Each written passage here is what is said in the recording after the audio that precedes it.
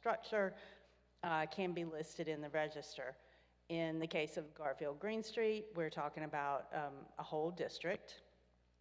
And to get something listed in the register, you have to prepare a nomination, and that's what Nick and Susan have done, or are finishing. The nomination is really going to answer two basic questions. The idea is that the nomination is making a case that the resource in question, so your historic district, is worthy of being on the National Register. The two questions are, is this place historically significant? And then the next question is, does it look like it did when it became historically significant? So it doesn't necessarily have to look like it did when it was built. For instance, I worked with a commercial building in Kinston one time, kind of just a plain little downtown two-story brick commercial building from the 1920s. It was historically significant for a sit-in event that had happened in 1961 or 62. And so the question wasn't, does it look like it did when it was built in the 1920s, but does it look like it did in the 1960s when the significant event occurred? So that's what the nomination is asking and answering. Is your neighborhood, is your historic district historically significant? And then does it look more or less like it did when it achieves that historic significance? The National Register is not, it's not restrictive. If you're just a regular private owner, there wouldn't be any restrictions on what you can do with your building. You're not required to do anything with it. You can paint it, you can change it, you can tear it down. We hope you don't, but you can. And the only time there's a real restriction is if you're using federal money or federal licensing, and most normal people are not using either one of those. Now, the city of Statesville might get something like a community development block grant. That would be federal money, and so that would trigger a little extra review of the project and how that might affect the historic resources here. But just in terms of normal private property owners, it's not restrictive. So that is really about all I have. I'm here for the kind of general broad overview and to start to welcome your neighborhood into the National Register fold. And I'll go ahead and turn it over to Nick and Susan.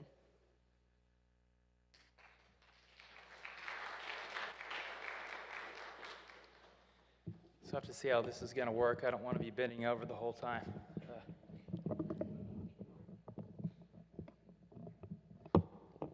Well, thank you for having Susan and I here this evening. Susan and I have been working on this project since last year or so, and I'm a historian and Susan is a historian, and this is probably the third or fourth project like this we've worked on together. And so what I'm going to do for my part here before I turn it over to Susan is I'm going to sort of go through kind of how we do this sort of project. And I'm going to tell you a little bit as well about the history and how we make certain determinations with the nomination. And if you see me waving my hand, that's just me asking the young lady in the back to change the slide. So,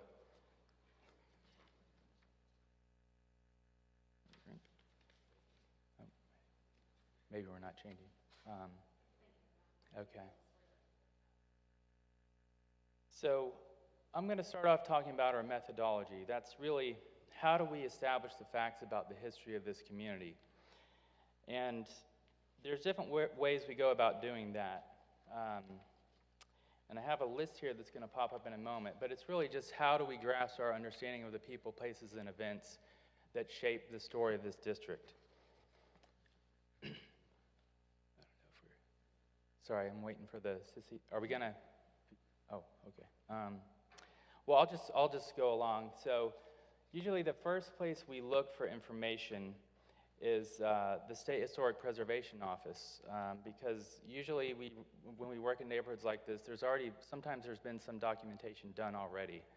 So, for example, in this neighborhood, the Center Street AME Zion Church has already been listed in the National Register. But in general, for the Garfield Green Street area, there really has not been a lot of study of its history. Most of the local history books, for example, published histories that you would pull off the library shelf, barely mention it at all. And that's just really a consequence of what historians were focusing on over time. So the local history books, to be honest, were not very much assistance to us trying to understand the story. So we had to dig a little deeper. And one of the first places we went to was a local history collection here at the Statesville Library to visit Joel, who's written some articles about the history of the neighborhood. So we started digging in their collection. We want to know as well how the shape of the neighborhood has changed over time. Because if you go all the way back to the 1880s, the layout was much different than it looked in the 1920s, the 30s, the 70s. So we look at historic maps and aerial photographs to see where buildings were, how the neighborhood changed over time. All to kind of help build this story about the history of the neighborhood. And another source that we review, I wish I had my slides to show you, but I'll try to explain as best I can, are city directories, which some of you may remember were sort of like phone books back in the day. And Statesville is fortunate because the library has city directories going all the way back to the early 1900s. So Susan and I have gone through those kind of with a fine-tooth comb to really understand who lived where, who they were, and that kind of thing. And we've done, deed research as well to see who owned the historic properties over time, to see if they were significant people, what was their story. And also historic newspapers have also been really valuable, just to learn more information about the different events in this area over time. And then, of course, we had local informants who helped us understand some sites. And one of the things we wanted to sort of underscore today is that I'm probably going to say some things that might not ring right with your ears because you've lived here and you've experienced this, and I'm not from here. So we're open to information that you might like to share as well. But as we were walking through the streets doing the field work, going house to house, we did encounter a number of people, and I see a few familiar faces back here in the audience as well, and who were nice enough to, after they understood what we were doing, that we weren't scoping the neighborhood to rob the place or trying to steal their car. We had some nice conversations with people on their porches about, my grandmother owned this house and we moved in here after she passed away and that kind of thing. So the local informants are always key to the work we try to do. So I did have some pictures of the different maps and things we utilized. Has it always been there the whole time? Oh, okay. Okay, well, you saw it. And then just an example of okay, and then next one, please. The next example is just some of the historic deeds we look at, but as you can see here, we're reading sometimes handwriting from the late 1800s, early 1900s, that kind of thing, trying to really get to the bottom of, say, for example, when Morningside School, who owned it before it became the school, for example.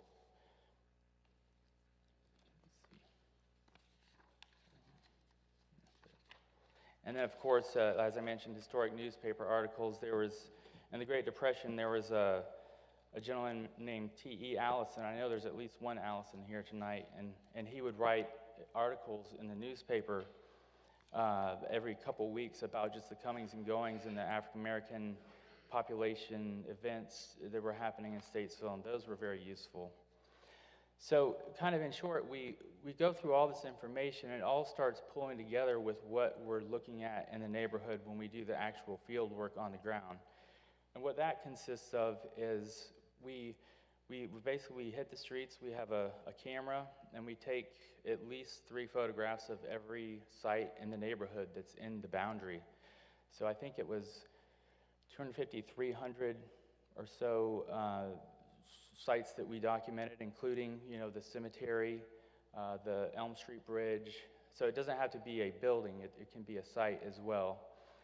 And Also, while we're in the field, we have architectural forms that help us, to document the architecture of the house and what might have changed and that kind of thing. So we're just compiling all this data. And actually, we completed this work in June, July, and August of last year during the summer. And I think I still have some sunburn from that effort.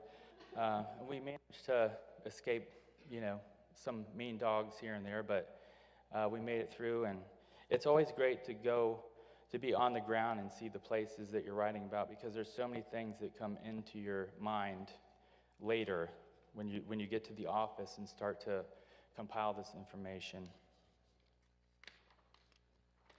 So I'm going to talk briefly about the historical significance of the district, and Sarah was mentioning that earlier. Why is it significant? And with the National Register, you have to kind of follow a certain formula on how to kind of think about that, and that's called significance. So I'm going to give you a brief overview of the reasons why we think it's significant, and there's different criteria. So for this neighborhood, we chose criterion A, which is, by definition, the district is associated with events that have made a significant contribution to the broad patterns of our history. And we also have determined that significance is within the whole of Statesville, as opposed to national and state significance. And if you have any questions kind of about how that works, we can answer those as well. And in addition to the criterion I just mentioned, there are different areas of significance with the National Register, and I think there's like 24 different areas of significance, and these are basically like historical themes that are present.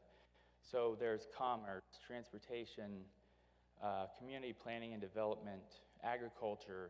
There's like 24 of those different categories. So the ones that we thought applied best to this district were ethnic heritage, Black, which is, there's different ethnic heritage, so ethnic heritage, Black, and also, as we kind of looked into it more, we determined that civil rights was also an area of significance for this neighborhood. And then we also talk about the period of significance. That's an important thing you have to designate as well. So the period of significance that we have determined for the district is beginning. It's a beginning and an end date. So the beginning date is 1885, and the end date is 1973. 1885 is important because this is the date when a group of local African Americans acquired the property for the Green Street Cemetery, and really kind of laying the groundwork for this is going to be an African American place, and this is going to be a neighborhood. This is kind of the beginning of that evolution of this neighborhood by really citing a place like that of such importance. It was really sort of a meaningful thing that happened. And so the end date I mentioned is 1973, and that date has been chosen because it is the date that the most recent construction, the most recent building that's older than 50 years was completed, and that was Calvary Presbyterian Church in 1973.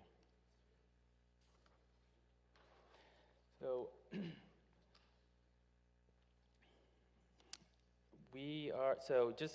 I'm going to go through really quickly, and then I'll wrap up and pass it to Susan, some of the historical highlights. And I know a lot of you are obviously here because you care about the history of your community, and I know some of this you probably know already. As I mentioned, Green Street Cemetery was established in 1885, and burials began more or less around that time, and there were probably even burials that go back before that time. And it was the only burial place in Statesville for African Americans, including many formerly enslaved people, until the 1940s when they opened Belmont Cemetery out in Belmont, essentially because Green Street reached capacity. And then, next slide, please. And I know that a lot of you probably know what these sites are.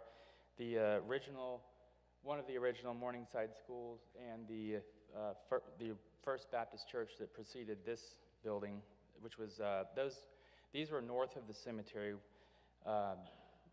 where the former funeral home is located now, at Garfield and Green Streets on the southeast corner. So the Morningside School in this picture actually is the second one that existed at that site. The one that preceded it was actually built in the 1880s, 1890s, and there was a fire, I think, in 21, and when it took several years for the community to rebuild this school, and what you see here is a rebuilt school. And this church actually is no longer extant as well, but they're important places in the district because they have a legacy now. You know, we're standing here in the legacy of this building on the left, the new First Baptist Church, which was built in 1968, right? 1967, sorry. Okay.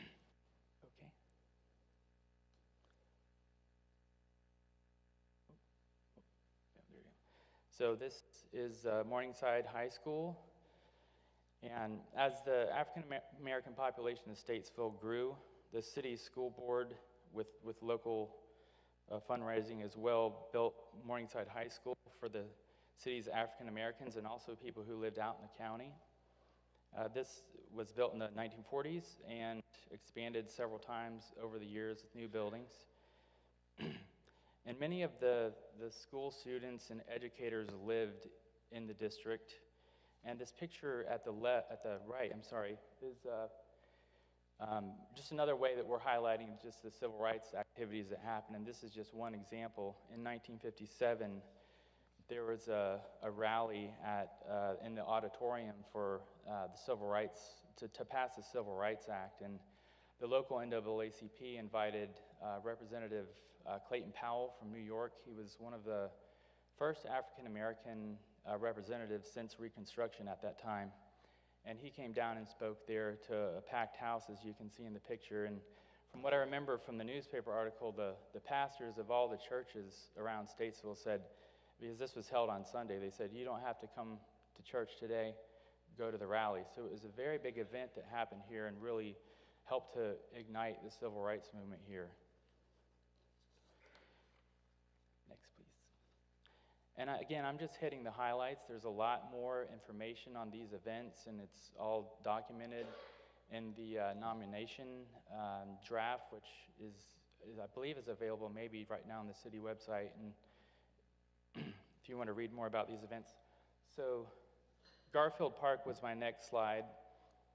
It also played a role in the local civil rights movement. It was not only a recreational place, you know, with the swimming pool and all that everyone remembers, but it also hosted events like in 1965 when civil rights attorney Julius Chambers from Charlotte, who was at that time really leading the fight against school integration, came down and spoke for an NAACP event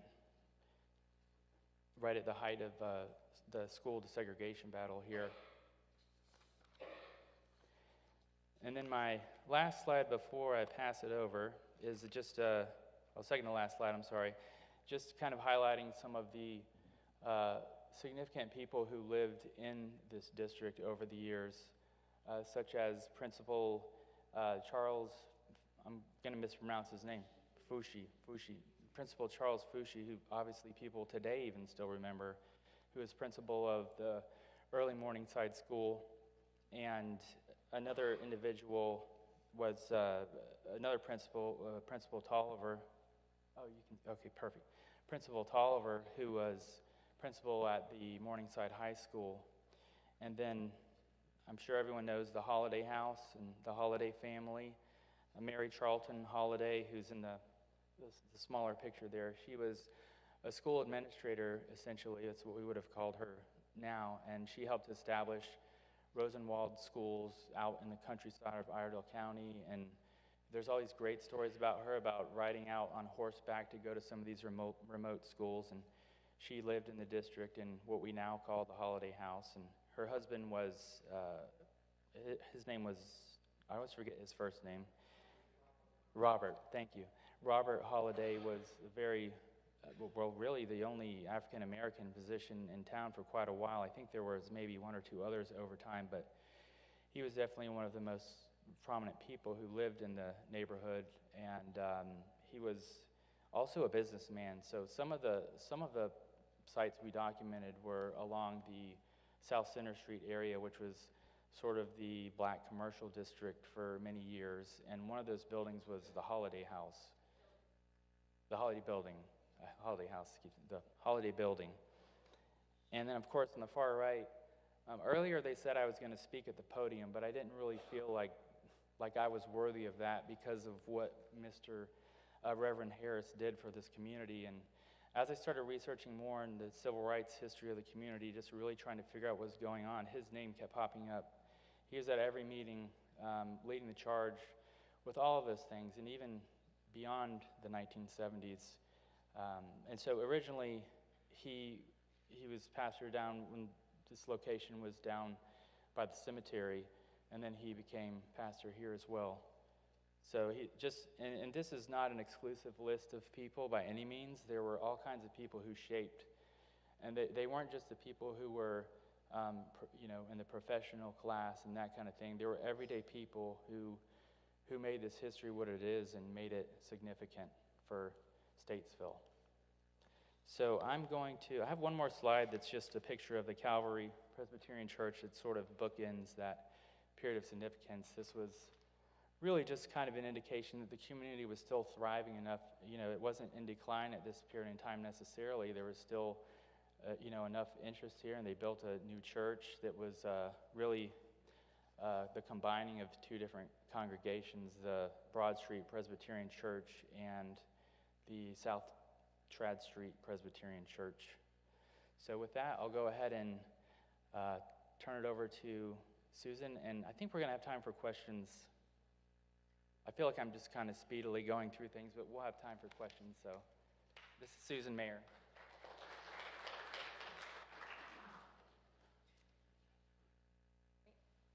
Little shorter here.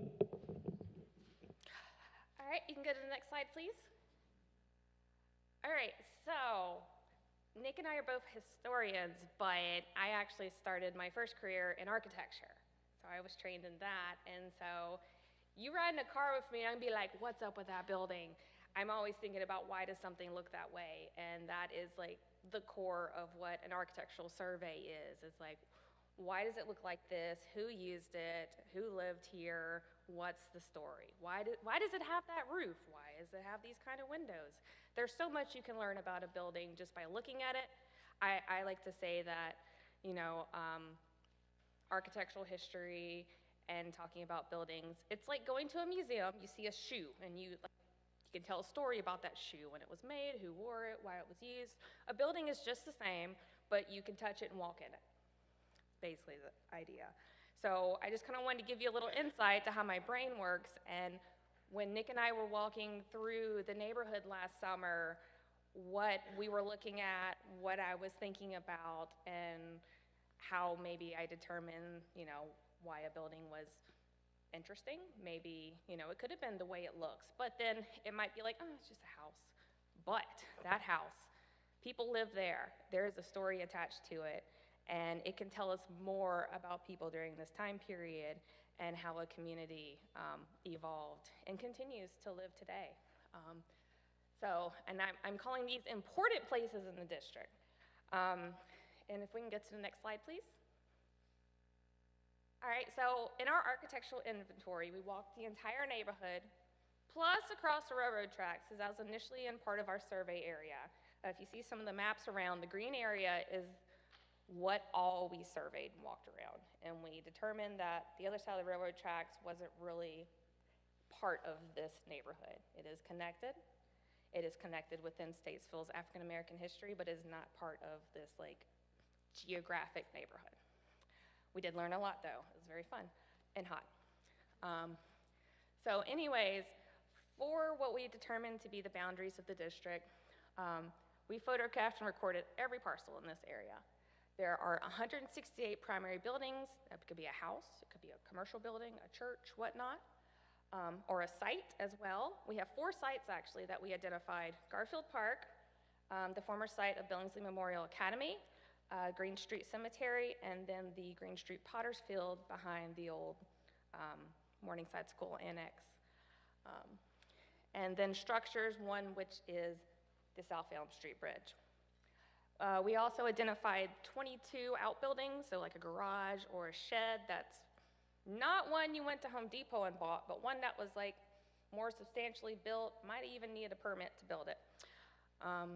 And then there were 95 vacant lots. And so we recorded all of these, and even the vacant lots we did research on, because there probably used to be a house there. And that house was somebody that actually was really notable. And so part of the inventory is recording what we see, but it also gives us a starting point to start researching not only what is here, but what was here, and how we can, at the end, kind of weave together the story of this neighborhood, because that's what's really all about at the end. It's the story of the neighborhood, the people who live there, and how people's lives have been. So when we do an inventory, we have a name. So we're in First Baptist Church. It has an address, 464 Garfield Street, a date of construction, 1967. We might learn that from in newspaper articles. It just might be knowledge that we have been told by somebody. We might give it an about date based on some like sandboard maps, some aerial images, or some other sources. And sometimes it's a guess. It's like, this is the first time we've seen this structure recorded in a city directory or on a map, so this is the earliest we can say that we know it was here. We will say it is contributing or not contributing to the historic, well, not contributing, and I'm gonna talk a little more about that, because that can really seem like if you say something's not contributing, then it's not important.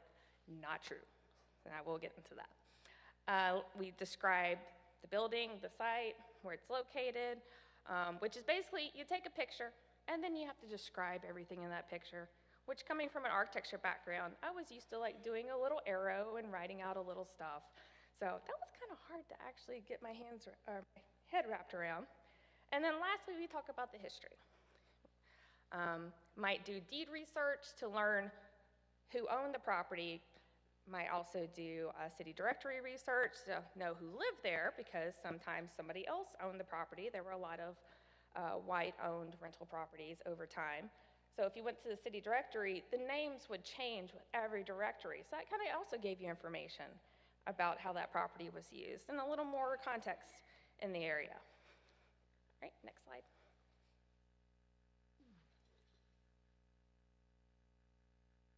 So how do we determine if something is contributing? So first and foremost, was it built between our period of significance, which is about 1885 to 1973? If yes, okay. Is it located in the boundary of the district? If yes, okay. Now also, it kind of works in conjunction, because learning about the boundary of the district is also learning about all the properties around here and trying to determine what the district should be. What the buildings tell us, what the people tell us, what all the historical information tells us. Is it connected to our criterion for Black history or civil rights history? Yes? Okay. Does it generally look like it did during the historic period, as Sarah mentioned earlier? So changes like putting vinyl siding over the original wood lap siding, a new asphalt shingle roof replacing what it might have been a corrugated or tin roof, new windows, that doesn't necessarily make it not contributing anymore. Contributing also doesn't mean it's more important than historic sites. It's just really, it's physically kind of intact from the historical period. That's basically what it means. So if you can go to the next slide, please. So non-contributing does not equal not important. And I really, really want to emphasize that. Because if you went through the nomination, you'd see blah, blah, blah, non-contributing. You're like, what, but that was this. And it's like, well, but it's had a lot of changes, but the story is still told. And a lot of the times the building was changed too much after the end of the period of historic significance, 1973. It could be that, you know, a porch was enclosed. It used to be this nice open porch that, you know, you can imagine back in the 30s, somebody sitting on, you know. It has been enclosed and it's not there anymore. And that has changed how the building appears from the street. So you're like walking down the streetscape and you're kind of imagining what it was like during that period. And you can get a sense of it from the mass of a building there, but if like some of the features have changed, that kind of changes the character in a sense. Because you think about it, a porch, you got people outside interacting, eyes everywhere, and when you enclose that, that's an interior space, and so that focus is now more on the inside of that property than out into the neighborhood. So you can kind of see how that changes the character in a sense. And so that is why we kind of identify that as one aspect of no longer being contributing. But that doesn't mean it's non-contributing forever. Somebody came back through and did a survey update in 30, 40 years, you never know. That is happening with a lot of historic districts that were previously surveyed way back in the day, in like the 70s and 80s. And you'll have properties that were not contributing, and maybe time-wise now, they are contributing, that they've moved into a new period of significance.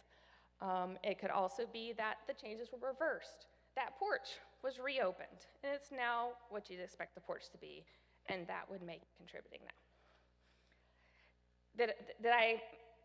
Is that good? I wanted to be sure of that, because I know that can be a really confusing term, and I don't want non-contributing to be a negative. It's just a status. That's all it is. So next slide, please. Thank you. All right, so I wanted to go through kind of an organization of, or I've grouped kind of some important buildings together, or sites and stuff that we've learned about in the district. And I wanted to start with our oldest, being the Green Street Cemetery, and kind of what kind of anchors the area, you know, being so near the intersection of Garfield and Green Streets. And, you know, the wonderful work that's been done in the last few years with the ground penetrating radar, and just learning so much about what is there and its history, and be able to find that information about the people who are buried there and how we're all connected to it. And it's, so it was open, first burial was about 1886. So that's how we got our start of our period of significance. Now, there were buildings built here before that, as we've learned, just looking at census records and whatnot, and just kind of general knowledge that we've learned, but none of them are here anymore. So that's why we felt comfortable with 1886 as kind of our start date. Okay, next slide, please. All right, so I wanted to start with some public buildings. So churches, schools, parks, and other kinds of stuff. So you can go to the next one, and a lot of these you'll know. And I thought we'd start here at First Baptist Church, built in 1967. So this property, it's not only like kind of a, you know, a core institution within the neighborhood, but also we get to talk about architecture, because it was designed by local architect Tom Hutchins. So we get to kind of pull in multiple facets of stories here, and it's really cool to kind of quilt that quilt. And so we can go to the next slide, please. Have y'all seen that place on Garfield Street? Did anybody go there when it used to be the classroom annex for the church? No? Oh, well, I learned, so I found this information looking at the Sanborn maps, which are the old fire insurance maps. There are some from, let's put it 1930 and then 1950. This one shows up in 50. So I did a little digging in the newspapers and stuff. Also found some great aerial images that the library has, and was able to kind of give a date range with them just based on what buildings I could see were around, and I knew that were gone by a certain point. So this classroom building was built about 1948, and it was right behind the old sanctuary. And the parcel that this is part of, it was sold in 1972 and basically turned into a residential property. But so the parcel includes the old site of the church at the corner of Garfield and Green Street. And this is like really the last building that was associated with that structure. So that is why this one is important. And as you can see, it's got the letter C behind it for contributing, because not only is it historically important, but it also retains a lot of its physical character. All right, you can go to the next one. Okay, of course, there's Mount Pleasant AME Zion Church, which was actually put on the National Register as an individual property in 1980. Now, fun fact,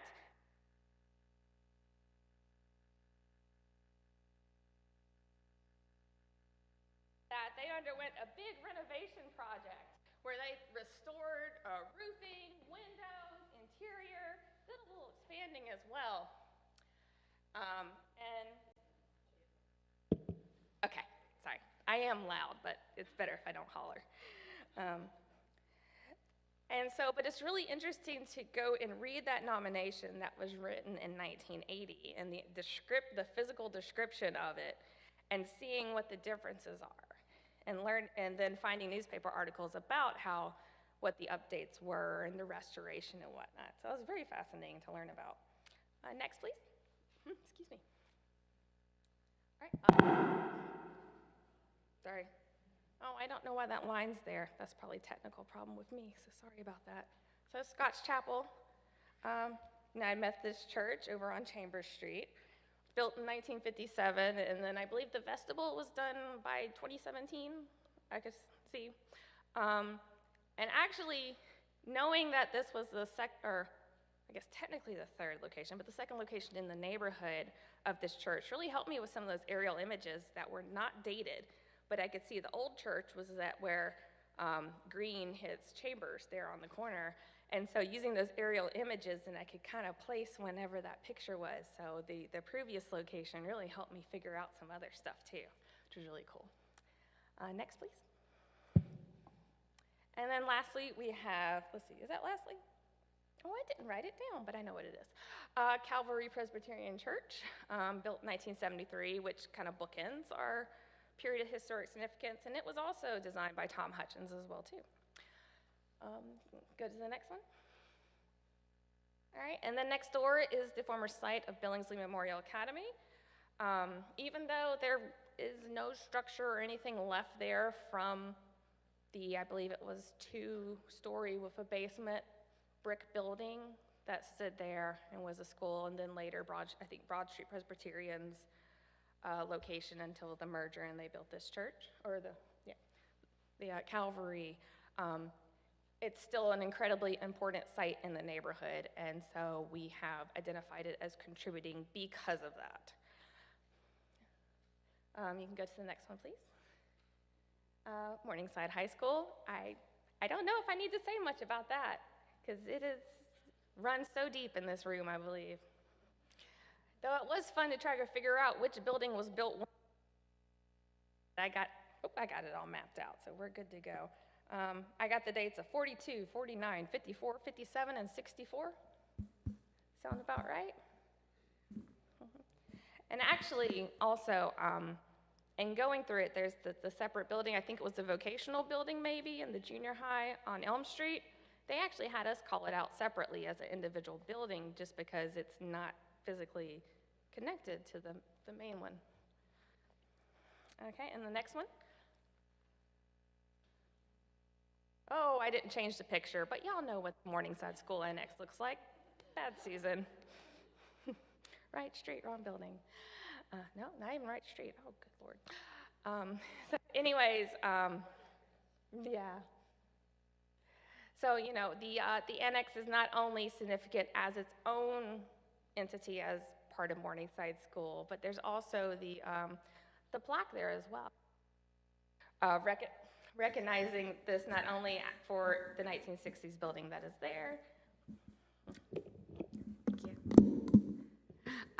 but also for what was there and what has been recognized as being there, makes it a very contributing site. You can go to the next one, please. In Garfield Park, Nick already went over this one.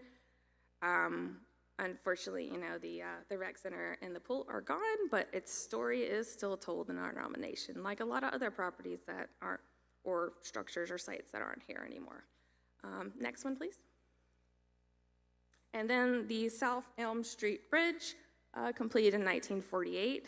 I like the story that I saw in the paper about Miss Zena Culvert, I believe, who lived nearby on South Elm Street, was reported as the first woman to walk over the bridge, specified woman.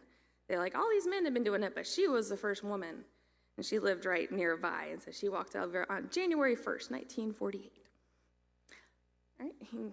And so, but kind of piggyback off of something that Sarah was talking about earlier with federal funding, that you have to kind of do like a site assessment to judge the impact of state or federally funded projects upon potential historic sites. If they want to make changes to that bridge, they've got to do a Section 106 review.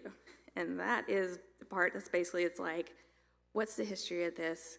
How do we need to mitigate any impacts to this bridge? All right, and go ahead, please, thank you. All right, I want to talk about some businesses, not only structures that are still there and have businesses, but structures that were businesses and how there were like little stores and everything dispersed all through the neighborhood.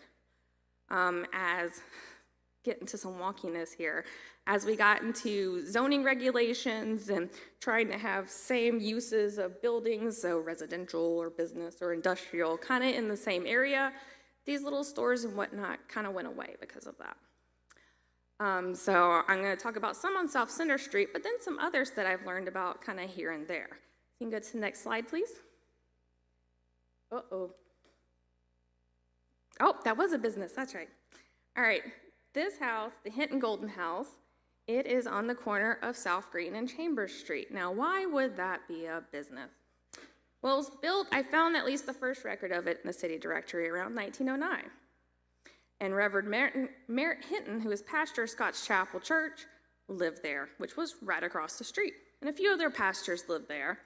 And it was sold to Miss Katie Golden in 1919. She actually owned a cafe, I believe, on South Center Street. And she owned the house until the early 1930s when she moved up to New York to live with her daughter. And the house was then it was sold, it was rented to various people. And in the early 1930s, it was actually the first location of Peterson and Mangum Funeral Home. And it operated here until moving in 1942 to the Garfield Street location. And this was actually built as a house for Max and Mary Osborne in 1926, which I did find a mention in the newspaper that they had been granted a building permit. I love those mentions. It's really interesting. When you're looking at newspapers, they'll like go in cycles of when they'll publish the building permits. And it might have something to do with whoever the publisher was or the editor. I really like the editors that wanted those put in there to have some extra stuff. It's very helpful. So the Osbornes had it for a while. They lost it during the Depression. It was purchased by Yuva Lee Mangum in 1940. And Peterson and Mangum moved here from about 1942 until the early 70s when they moved to the former Morningside School Annex location. You can go to the next one, please. All right, and the oldest operating business in the neighborhood being Rutledge and Bingham Mortuary, founded in 1921, and moving into this location, which was also designed by Tom Hutchins in 1966. You can go ahead, please. All right, so next door is the Holiday Building. And Nick mentioned it earlier that Dr. Holiday had this built. He got a building permit about 26 or 27, but I didn't really see a mention of it in the city directories until 1930, so I only felt comfortable assigning it about 1930 build date. But so it was also a longtime office of Dr. Abernathy, the dentist. Did anybody go see him?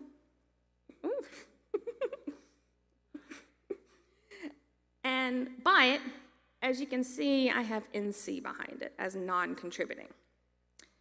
When you went and saw Dr. Abernathy, did you go upstairs?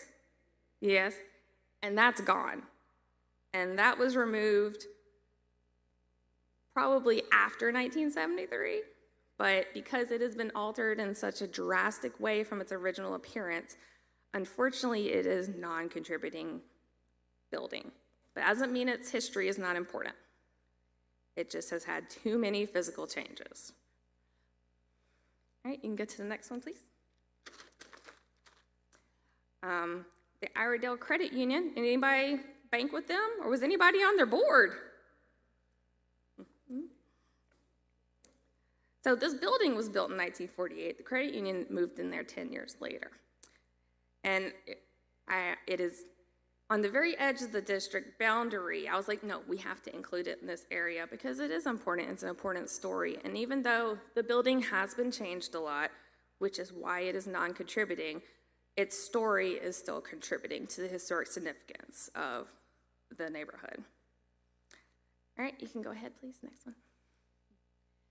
The Little John duplex. What, a business? Nah.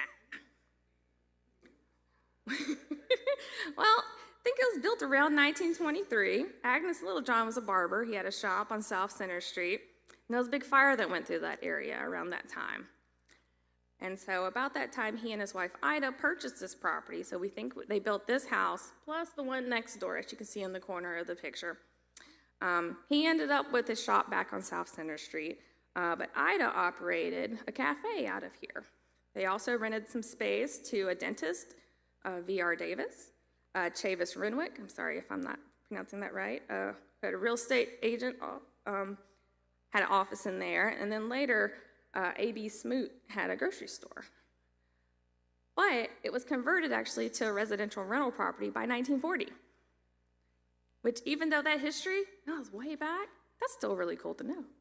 And so that's farther into the neighborhood. And I mean, I found more shops. I think it was 301 Garfield, corner of Garfield and, is that Green? Sorry, I can't remember. But there was various just little shops scattered all throughout. And I wish I could go farther kind of into the court. There was one at the corner of Chambers and Green as well too, where the Purple House is now, I believe, right there on the corner. There are a few different ones just here and there. And so I wanted to highlight this one just to kind of give that kind of, add some layers to our story here. You can go to the next one, please. Lots of barber shops. We have Rankin's Barber Shop here, among others. This one was built in 1967. And next one. And then Green's Beauty Nook behind Ethel Barrett Green's house on Garfield Street, which I believe now it's a duplex, but she did receive a building permit to have that constructed for her beauty shop.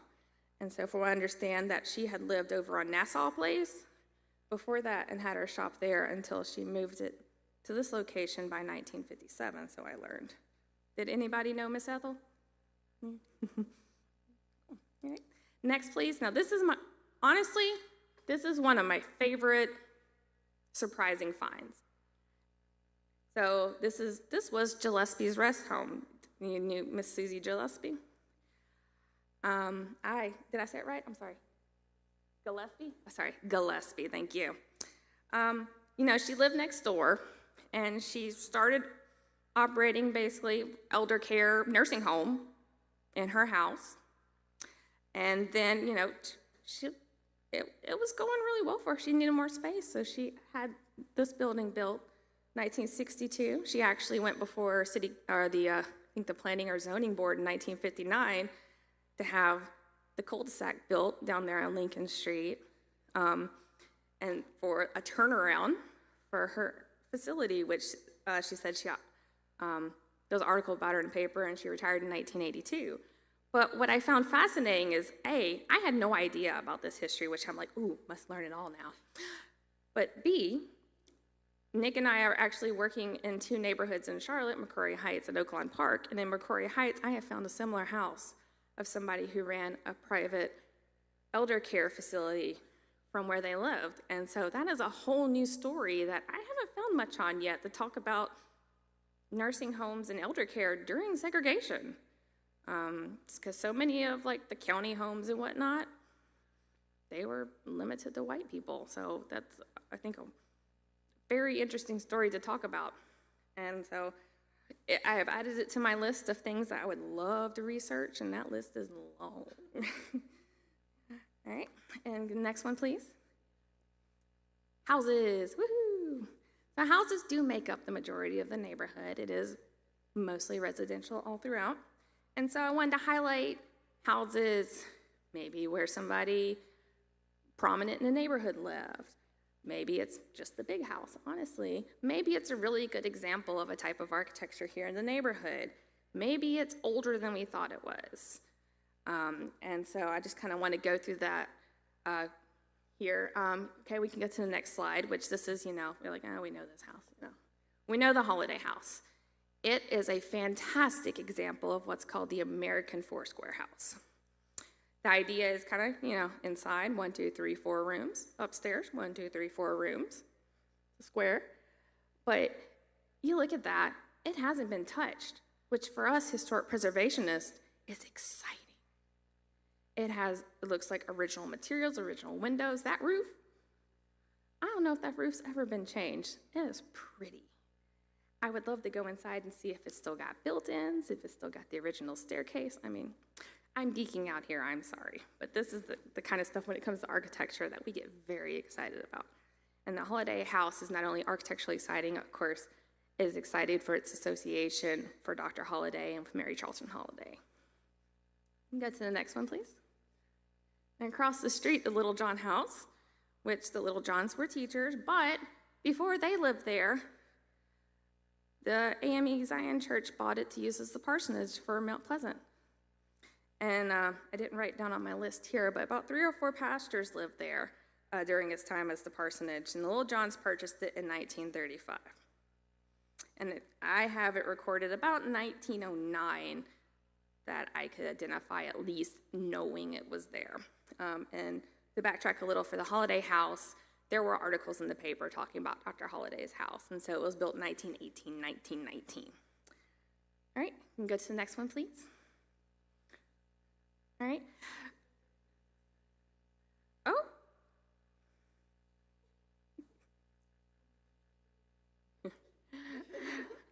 Well, I got the Leach Houston house just by going through deeds and whatnot and going back as far as I could, and then the person who owned it the longest, I believe, or has lived there. And it is such a cute little craftsman house. I looked at it, I was like, oh, that's called a shed dormer. I love those little shed dormers, if I can say so. They're really cute. But it's just a fantastic example of craftsman architecture. This house was built around 1925, I believe, at least I could somewhat establish. And so during that period, this was a very popular type of house being built, and this one is well preserved and has a lot of original character, and that's why I wanted to highlight it. Next one, please. The first Peterson house. Now, we all know the one down on, South Elm Street. I'm sorry, I get my Elm and Green confused. You're probably like, get it together, Susan. But we all know that house. Well, this is the first one they lived at, and I wasn't able to completely determine it, but L.C. Meacham, who was the masonry instructor at Morningside High School, he might have built it. I'm not sure, because he did own the house across the street, as I found, the kind of Tudorish looking brick one that's been painted white or gray. He didn't really live there as far as I know, because he lived in, I think, Forest City and maybe drove here. But it's possible that Mr. Meacham might have built this house, which would be a really cool tie-in as well, too. I wasn't able to immediately find out that information, but I just wanted to kind of put that thought bubble out to see if anybody would grab it or not. And so they built this house in 1950, added the garage and the little breezeway the next year, and they lived here until the 60s when they moved to the house that we know of on South Elm Street. All right, next one, please. So the Freyer Harper House, it is at 650 South Green Street. It's seen better days. That's a cool house, and I think it might be the oldest left on South Green Street in this area. I have identified it as possibly built in 1903, and so I wanted to highlight that because we're going to start getting into some old houses. If you can go to the next one, please. The house by the bridge, by railroad tracks. The Sanford Adams house might have been built in 1890, if not earlier. So Sanford Adams, he purchased this land in 1882. He died around 1890, and so he probably built that house before then. This is a type of house that was being built in the late 1800s. And so I felt very comfortable saying that this might have been 1890, most definitely. There was actually some legal action between his heirs in the 1920s over splitting up, because he owned a lot of the land right there near Elm and Chambers Street. And one of his children had been missing for several years, so they had to go and officially declare him dead. So that was part of the legal issue they had to go through. And if you go to the next slide, the house down at the end of Chambers Street on the left, it was first owned by the Balcombs. And so Daniel, and she went by Katie Balcomb. I think it might have been built in 1894. That is the year they bought the land, which that land in that area had been owned by Mary C. Bell, who was a white woman, owned a lot of land, which we actually commonly see in this area here. And then with the Tomlin land, which is just right over here, they're unloading property because they were old and couldn't do anything with it. And so there's a lot of Bell transactions you see in the late 1800s for properties here in the district. And so the Balcombs are one of them. And then if you'll go to the next slide, please. The Biddings house on the corner also might have been 1894, which Thomas, I believe, was also a mason, was a bricklayer. That's pretty cool. Next one, please. Y'all know these houses where Chambers and it curves over into Harrison? That took some digging. Those are interesting. So I want to kind of walk y'all through. This is the last one I have, and I kind of want to walk y'all through how we were trying to figure out what's going on with this. Well, it was mostly me, just because that's what I do. So if you go through all the deeds, and you go to the city directories and U.S. Census records, the names change all the time. So you know they're all rentals. And they were all generally on the same parcel as they are now. And there's this 1907 bird's eye view that somebody drew of Statesville. They probably based it on a building or however they did it. It's not inaccurate. Like, you can kind of like, okay, the flour mill was there. Oh, look, they show First Baptist Church and the school and Billingsley Academy. You can kind of like line up some stuff. You're like, oh, this matches up with this house here. And these houses show up on that 1907 bird's eye drawing. So it's okay. I will use that date. I am comfortable with that. So we've identified these three along the street. The one turned kind of catty corner from it, and was there one more in there? As 1907. Now, two others that are different. So I was like, what's up with that? It took me a while to figure it out until I found those aerials. So can you go to the next slide? So this is an aerial image. As you can see, Scotch Chapel is in its old location. So this is probably before 1957. And it shows the buildings as they are now, except for that one that is gone. Excuse me, two that are gone, because I have big X's over them. That's just me doodling on a printout. And so they also have different addresses in the city directory. So I think I was in the 54, 55 city directory, maybe, or 56. And those two were listed as 204 and 205 Railroad Avenue, which Railroad Avenue used to run along the railroad tracks, and kind of over time it kind of dwindled away. Essentially it became like just footpaths, and now it's not there. But actually, if you go into the GIS site and click on some of the parcels over there, you still see Railroad Avenue come up, which is very fun. So anyways, what happened with those two is that the house that is labeled as 218, it caught on fire in October of 1951.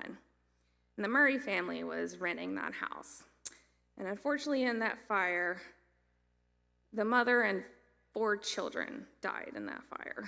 The father was not home at that time, unfortunately. And so that fire destroyed 218, and then 212 was damaged. So Frances Nicholson is a white real estate agent here, and she owned those properties and some others in the neighborhood. And so she ended up tearing down those 2 houses and built the 2 that are there now in about 1954 and 1955. So this actually took me a while to figure that one out, but it was so exciting to at least solve that mystery of why do these houses look different? It triggered my brain to that, why are you different? And so I was at least happy I could figure that out, though sad to learn the story of why, but also, in a sense, it's also keeping their memory alive. And so we can go to the next slide, please. And that concludes my talk about just important places and buildings we learned about. And I just want to say thank you to everybody for, sharing those stories and allowing us to be part of learning about your neighborhood. And I hope we have done it justice. Certainly, we have very much tried. So thank you.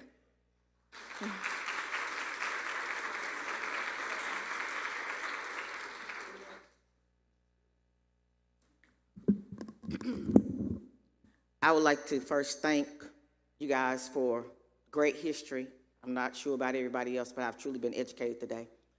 So we're going to take a few minutes for some questions. Just, I'll try to walk around with the mic, or if we have another mic. April, can you help me out?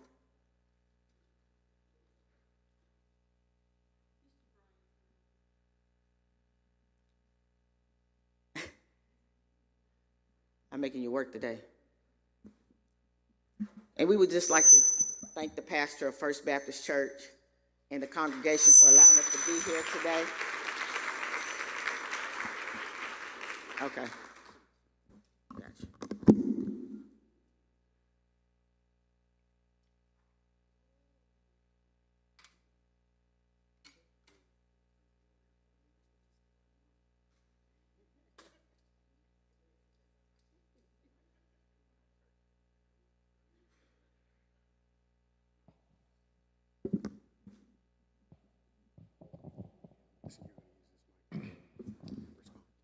My question is, my name is Todd Scott. My question is, how many people in the state do what y'all do? I wouldn't venture to guess an exact number, but there, at least Sarah might be able to answer that better. There's a lot. So consultants like Nick and Susan, we have about 25 or so active in the state. There are also a lot of firms who do sort of larger scale projects, usually in conjunction with the Department of Transportation, and that's dealing with the federal regulation side of things that we kind of barely touched on.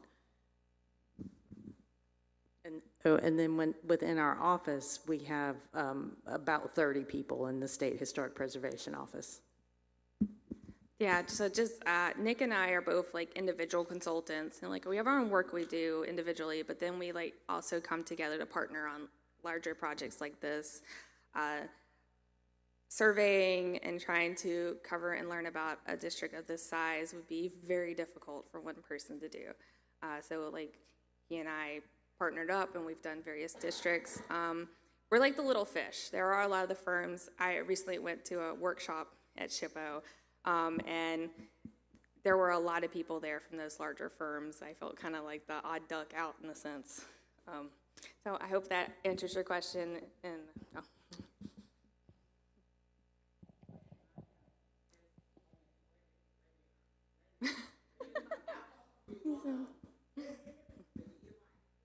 Good afternoon. I do want to say thank you first. It was a very interesting presentation. I myself learned several structure that I had not known their history of. I want to pose this question to our city council person, and I want to thank her also for bringing this forum forward. The historical district is a path for national recognition, and we would like to know what are some of the benefits, pros and cons, because I do see several descendants in the audience. I see very many community members that advocated as early as 2021 for 7 historical districts that have a history that go all the way back to the Freedmen community. As you probably know better than me, that this neighborhood was a freedmen community with Emancipation Proclamation established in 1868. Mm-hmm. And prior to the Negro School, we had the Freedmen's School. Mm-hmm. And many of our community members here have family members that are buried at the Green Street Cemetery. Some of our great grandparents were born in the 1870s and lived into the 1960s. And the records at Mount Pleasant show that. And of course, we were seeking for some of the individual landmarks to get recognition, the same approach that Mount Pleasant did, because we felt that it would be an economic base to have these historical landmarks recognized for our freedom, our survival of enslavement. We have hundreds of families that are buried in unmarked graves at the Green Street Cemetery. We have Buffalo soldiers buried from the conflict of 1889 at the Green Street Cemetery. We have World War I service members buried at the Green Street Cemetery. And so when we proposed a memorial for the Green Street Cemetery, and I do see some city officials and county officials here in the building, so they can, and I'm in church, so you know I'm not lying, that we proposed a memorial for the Green Street Cemetery. And we have seen the research, and it's quite extensive. I see that Joel Green has published additional information. I believe Marcy Sigmund is in the building. She too has published additional information. And so for those of us who felt that the economic base, when we start talking about the other 6 historical districts and how they have brought millions of dollars into the Statesville city for this being a historical city, and we only have the one landmark, we felt that in phases, the additional landmarks that were so substantiated with history for being significant of our survival and enslavement, our freedom, the 14th Amendment giving us the right to not only have our citizenship, but the right to be educated. So I guess my question, if I can circle back, is do you see benefits more so for the community being a historical district? And is there someone here on the board, I know that you have the flagship of that commission, that can tell us if it's more beneficial for those 6 or 7 historical landmarks to be designated as historically significant, because they were recognized locally in 2022. And so these 2 different paths that we're seeing how we could go about building this economic base, which money is very important in these times. Thank you. So let me start off, since we're talking about economic base. So first of all, Green Street Cemetery, that project was started through Iredell County. Joel is here, so I'm gonna take that off the city's back, okay? That was a library project, okay? The city of Statesville, along with the NAACP, contributed funds to assist with that project. City of Statesville did not. I repeat, we did not have anything. We had something to do, but the main overall funding came from a grant that was obtained from the Iredell County Library. So when we talk about the landmark, the plastic landmark that is currently up there now is temporary. Only because, and correct me if I'm wrong, Joe, because we are still trying to identify some of the bodies that are in there. It's not fair for us to do a permanent marker and everybody has not been identified. So that's the first thing. The second thing is, when you talk about establishing any type of historical significance, it does take money, okay? I don't know about anybody in this room. I don't like to fundraise. I don't. So right now you already know the times that we are in as far as, one, obtaining any type of state or federal grants, which is something that we really need when we are talking about historical significance, okay? So when we talk about the reason why the committee, we started this with the assistance of our mayor to help the Black community get a Black historical district established.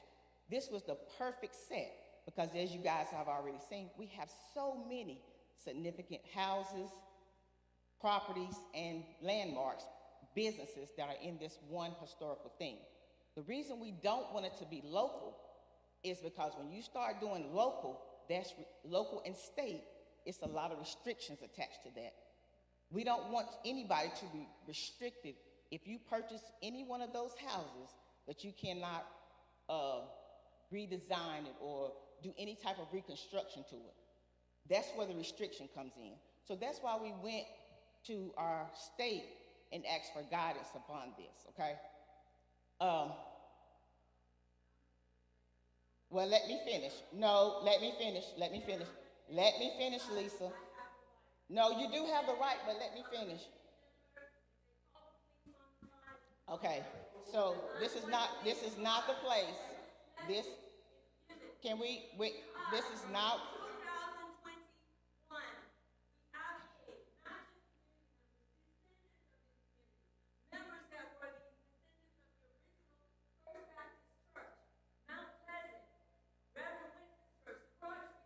And let me say this, we're not discrediting anybody's heritage, not.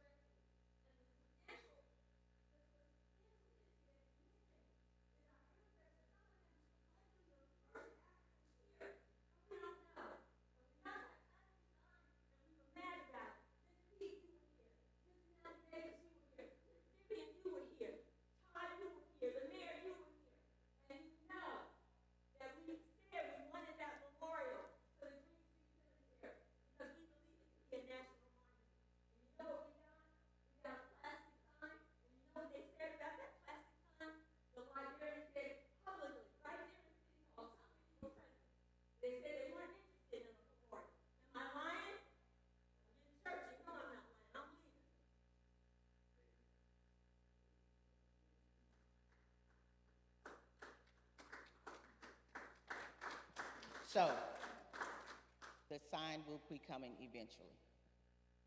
Now, any other questions? Okay. I'll just say one thing. As part of our project, which it doesn't just end with the nomination, also we do have to work with Sarah and the State Historic Preservation Office to identify some properties which would go on the study list. So individual properties that have their own significance. So the Holiday House, I think, is a perfect example. I would put it top on the list for its architecture.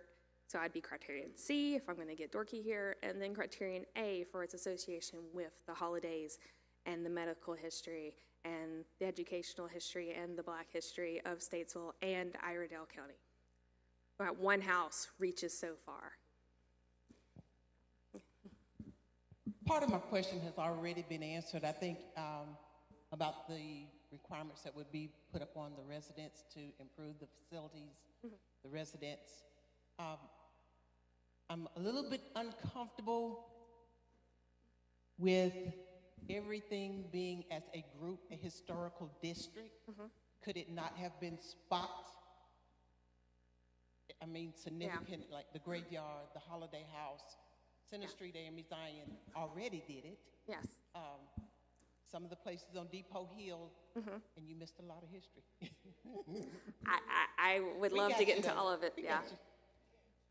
But my concern is a lot of us in that neighborhood cannot afford for the Historical Society to come in and say, eventually, you've got to upgrade this house.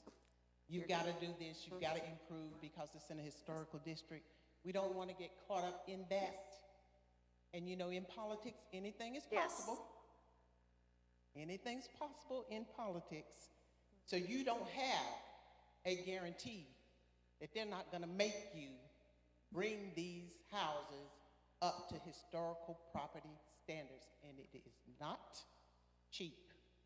Nope, it's not. We cannot afford it.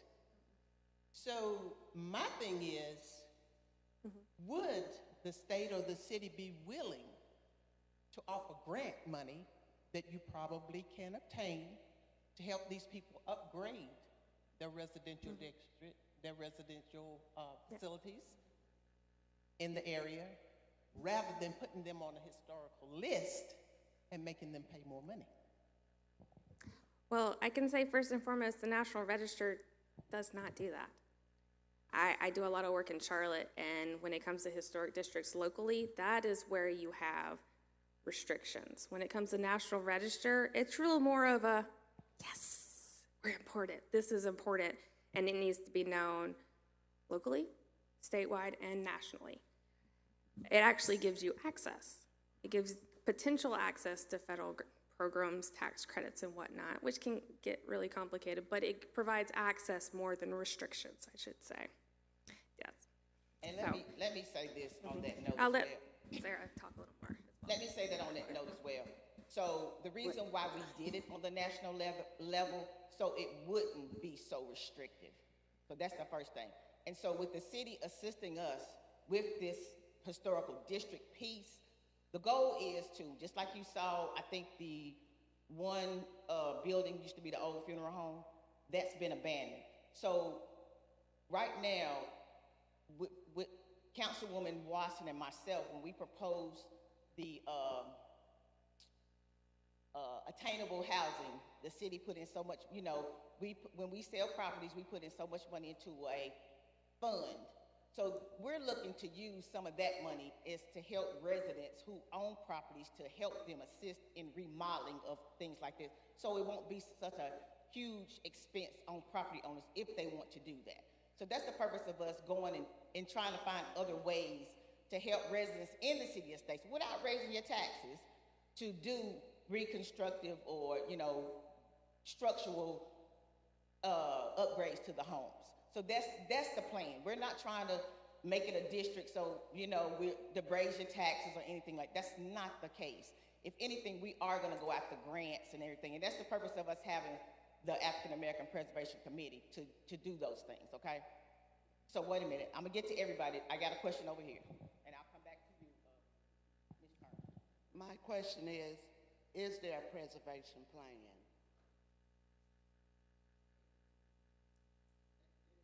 At this point, no. So right now, we don't have a preservation plan. We are in the process of doing that. That is the purpose of us having the commission. So right now, we're just giving you information to let you know what we're doing, the buildings, the district, what's been identified, just to let the public know that we are working on it. I have another question. Is there anyone here that can speak on what's going to happen with Morningside School? Right now, Morningside School is still under the ownership of Iredell Statesville School System. So until we get any type of notification that that building is for sale, there's nothing we can do about it. Iredell Statesville School still owns it. Yes, like everybody else, we've heard, hey, they probably gonna sell it. Guess what? That's when the negotiations begin. But until then, there's nothing that we don't have a fight in the game right now. Oh, go ahead, Sarah. I just wanted to follow up on the difference in local districts and national districts. Your council member is absolutely correct. The National Register is not restrictive, and Susan spoke to it as well. The local designation is where you get into some restrictions, and local designation, I can't speak to the exact process in Statesville, but there is a process, and it's very, but it's also going to be highly publicized with lots and lots of opportunity to comment, because it is. I live in a local district in Raleigh, and I don't like having to ask permission to do stuff either. So that's what we're only talking about, the national here today.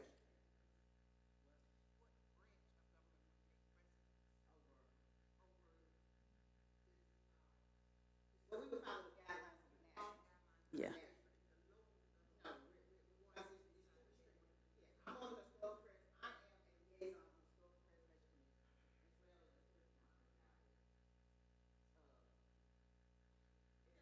Very. So, yeah, it's real restricted. I get very kind of educated on this, but it's real restricted. So that's why we don't want to. Okay. Okay. My name is Betty Quintero, and so I do a lot of genealogy searches. And so I see a lot of people really don't understand exactly what you're doing. And until you educate, because I live in the city, I mean in the county, until you educate these people that live in these homes now, so they won't be afraid of what she said, because it's nothing to be afraid of. Because in the future, the problem is a lot of people are thinking that the city's going to come in, put money back there in the city, and leave them out. This is where the problem is. So it's probably of miscommunication and trust. And I understand that because of what slavery did. I understand that totally. So how do we what plans do you have to put us all on one level? I mean, one program.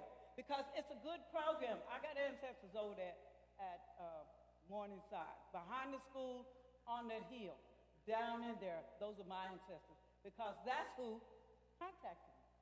I do genealogy big time. I don't want to see this program go away. And when we nitpick, sometimes it can go away. I look past that. I want to see this program go on. I want to see this Sammy Stills. You know, it's a lot of history here. It should not be lost. Thank you.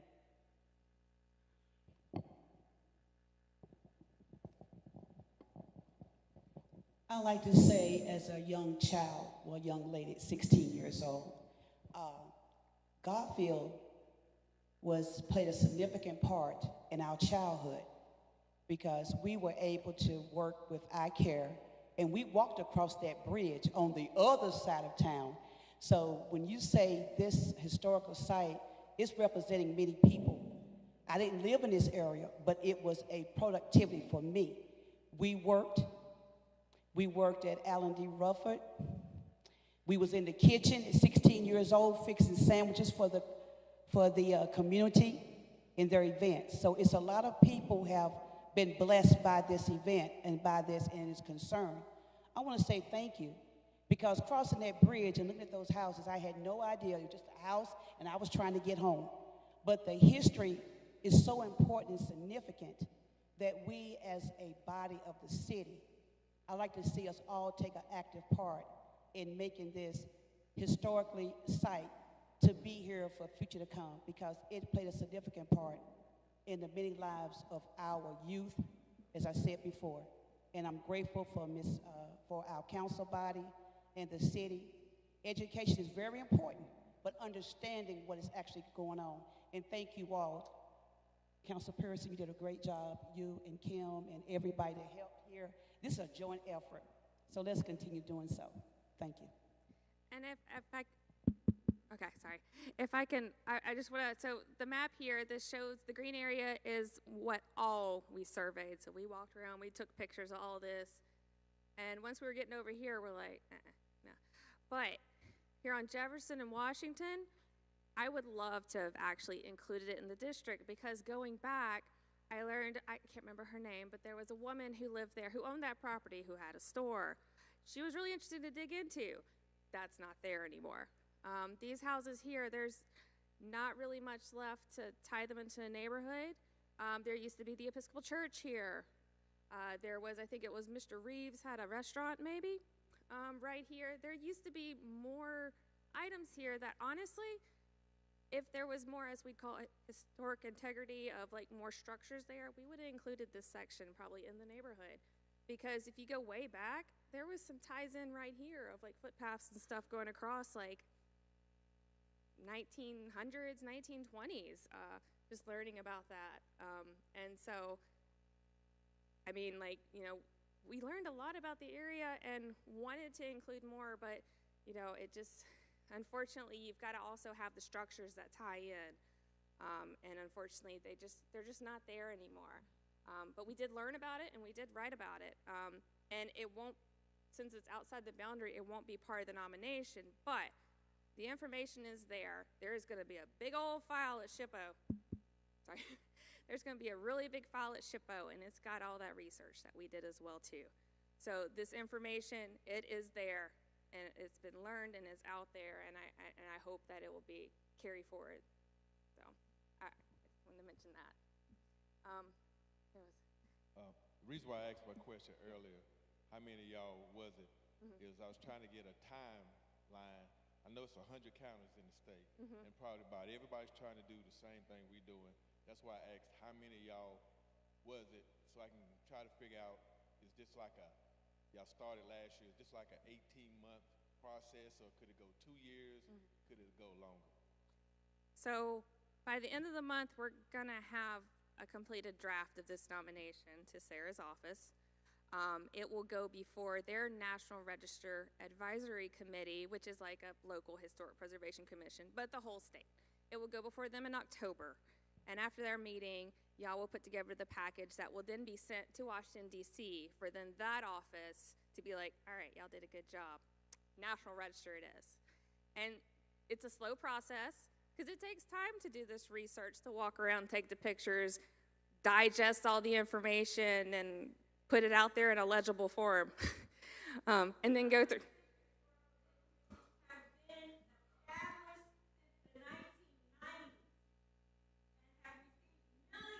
They have.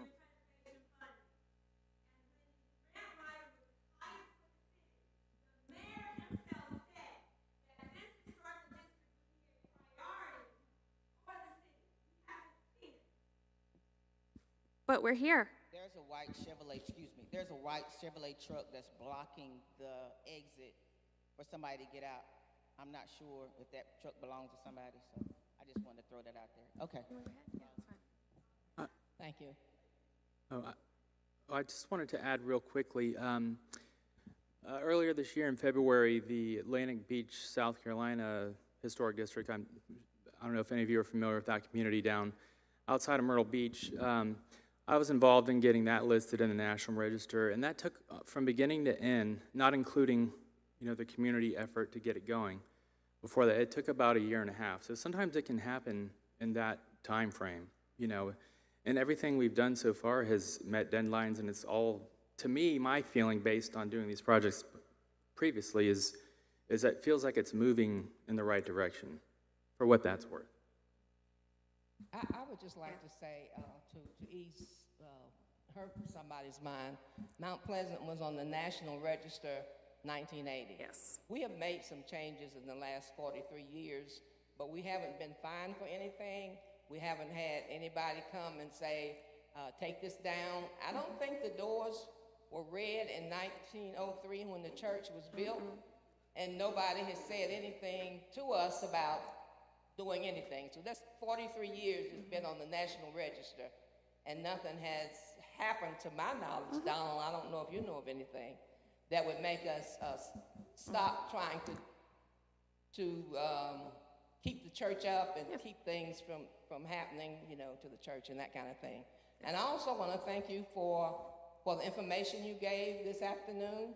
I have been trying to find out when the bridge was built. Yeah. And I have looked and looked and looked, and a friend of mine said, I remember I was a little girl when that bridge was built, but I could not figure it out. So thank you for all the information that you have given us this afternoon. And if I'm not mistaken, this is phase 1 of Statesville. Phase 1. And we're starting with what they're calling the Green Street Garfield, and we call it the Baptist Hill.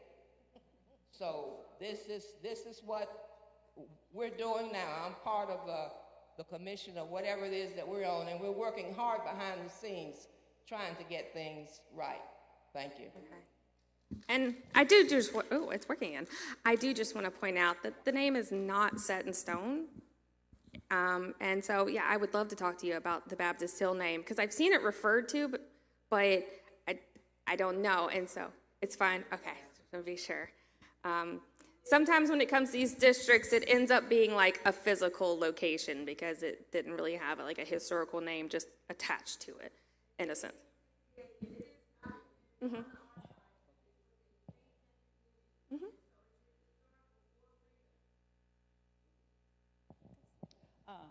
I'd like to ask about Morningside School. I know you said it belonged to the city and you're not moving along. Oh. But being a historian from way back, Yeah. in the 30s, I've got the pictures of the people that graduated. Yeah. And so I want to see, why can't that be tied to that cemetery or that whole block? I really like to see the whole block. Oh, you're talking about where the original school location was? Yes, all of All of that? block, because believe it or not, Tom Dooley was hanged. Yes, we learned about Right that. over there, Tom Dooley was hanged there. You go all the way down where that bridge is, all the way down. I'm making a square, and right there. As a matter of fact, when I was 17, I did work for in that building up there on OCC, which was Johnson Eye Care. Mm-hmm. Back then, we went into every house. Mm-hmm. So I was on the board with Andy Barker, T.L. Wilson. Anyway, that's history. But That's great.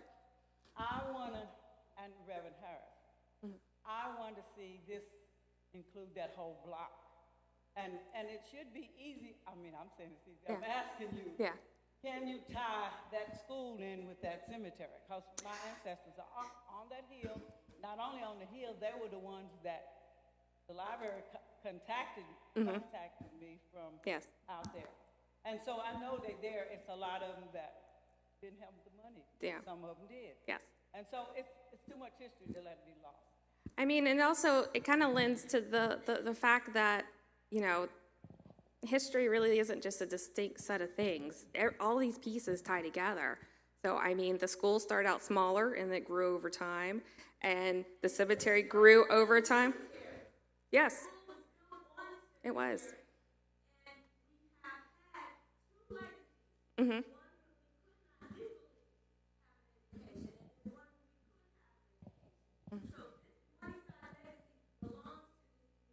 Mm-hmm.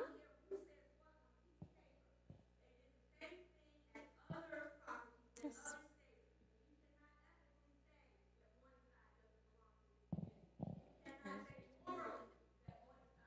Yeah. I know. But I've encountered this also. I wrote a local landmark report for a cemetery in Charlotte, the Billingsville Cemetery, which grew up around Johnson C. Smith University as a separate village before eventually Charlotte grew in around it, as Charlotte does. But there are actually houses built around it that they got graves in their backyard too. But Charlotte has not done anything about it. They don't have the communal ties anymore, unfortunately, that you do with Green Street Cemetery. And so honestly, I want to thank you all for your advocacy and keeping this alive and making sure that, hey, don't forget this. This is important. So please keep that alive. Please keep that fire going, because, I mean, it's paying off. I mean, we just had another round of articles in Charlotte about, oh, what's this cemetery? I didn't know about it. And it's like, I wrote that report 10 years ago and went through that. Mm-hmm.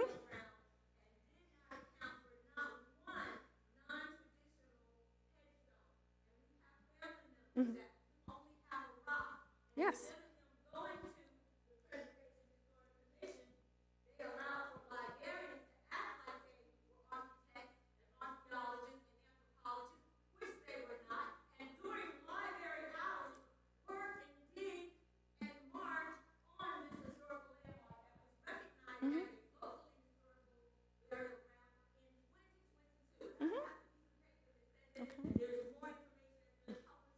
Mm-hmm. There has. Mm-hmm.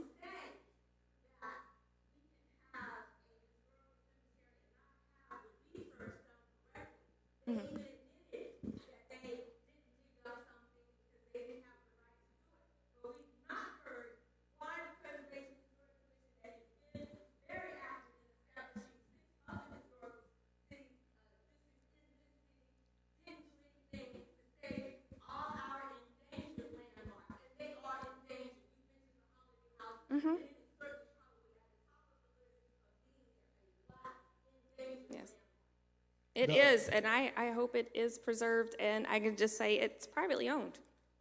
It is privately owned, so it's up to that landowner, so. Okay, Yeah. my name is Elamine. I know most of you know me, and those that don't, I'm a part of the group that's actually attempting to find solutions to this situation. Now, the purpose of this meeting was to inform you about what we're doing. That's all it's about. We're not going to have any solutions tonight. That wasn't in the plan.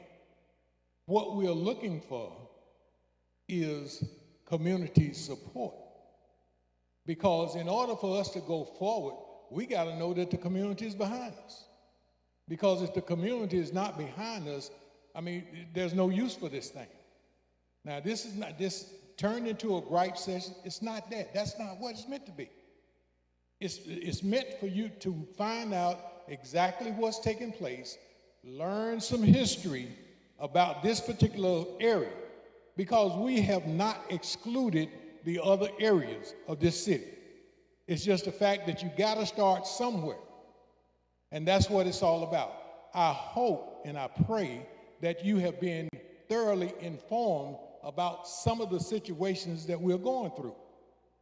It takes time and it takes money, but more than anything else, it takes your support. Because if you're not for it, it's not going to happen anyway. And that's all I got to say.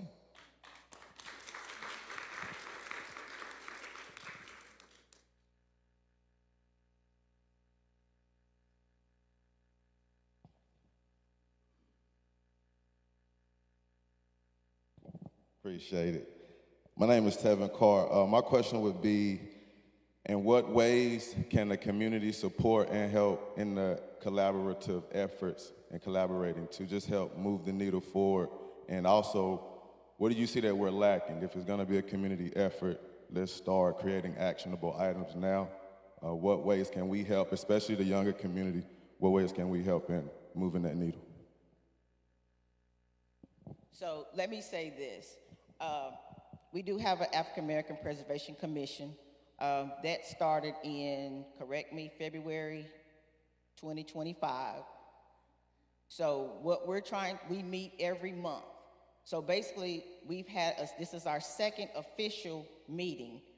We did a Black History program at Ascension Ministries. That was the introduction of the commission. We did some historical, we had some people in this community, as a matter of fact, who grew up, who came and did some, what we call historical stories. Great program for those who came, appreciate it, for those who did it. But like they said, we have to start by educating the community, which we're trying to do. The commission, we are open to all kind of ideas. You know, we are just starting. We don't know everything. And that's why we reach out to the state to assist us. When I say community effort, number one, there are going to have to be fundraising.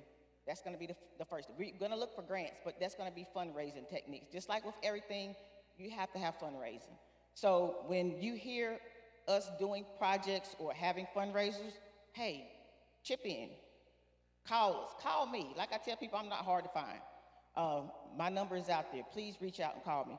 But this is a starting point. And like she said, this is a process of us submitting the application. Nothing is etched in stone. No names, no nothing. We just wanted to bring you guys here tonight to let you see what has been worked on, okay? And it's not stopping. We are still continuing. Even after tonight, we'll continue to work on some projects. We hear everything. We're seeing everything. Even the buildings that you see that are run down, we are actively working with the city to kind of come up with a solution for those businesses because of their historical significance. So with that being said, we just want everybody, like I said, number one, educate yourself on, go to the website, look at their, look at the proposal that they have on there to submit, the application to submit. It's a lot of information. It's good information, but it's on the city's website. So that's where I would say, educate yourself about what's going on in the process. Well, the commission meets, it's a private meeting, but if you would like, I can get your information and we can have a conversation, okay? Yes, sir, you got a question? Okay. Anyway. We don't control anything. We take public comments, if you would like to say anything. So with that being said, guys, I'm gonna say thank you for coming out. Thank you for being a part of this. Like I said, if you have any more questions, feel free to reach out. Thank you.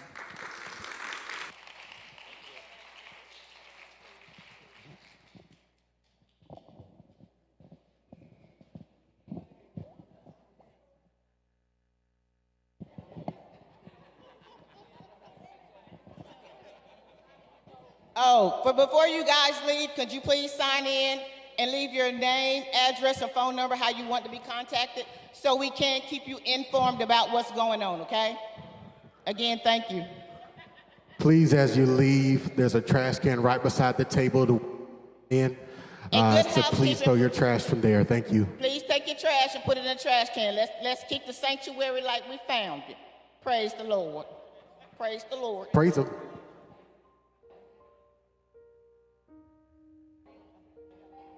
We have a web mat at the table as well, so if you guys can go to the back table, get your pens, get some stuff, whatever.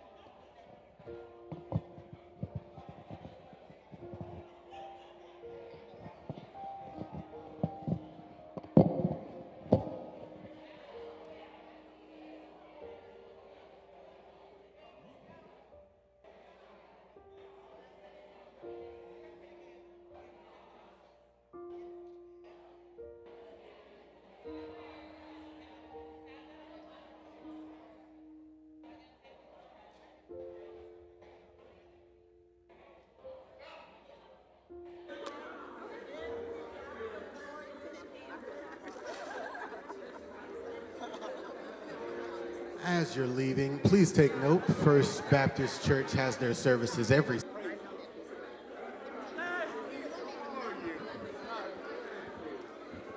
Thank you, baby.